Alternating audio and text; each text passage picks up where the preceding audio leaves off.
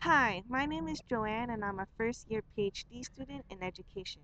I'm in the Policy, Organization, Measurement, and Evaluation program.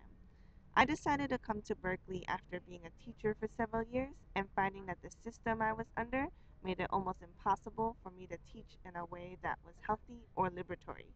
So I came in wanting to explore the question of what an ideal school could look like. When I was choosing to come to Berkeley, I was choosing between many institutions, including Columbia, UCLA, and the University of Wisconsin-Madison.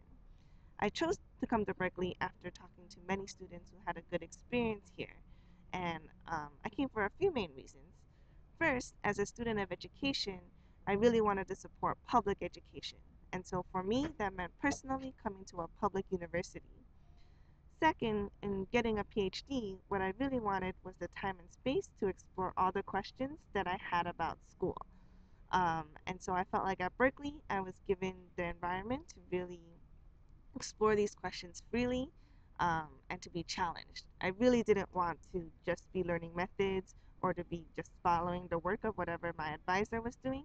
I wanted to explore my own questions, and I felt like Berkeley allowed me to do that. Third, I was also really concerned about the social environment that I was putting myself in.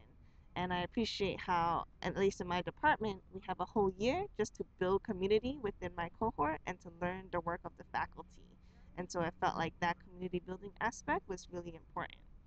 And finally, perhaps key, the funding was crucial. I come from a working class immigrant background, and there's just no way that my parents would have been able to support me in my education.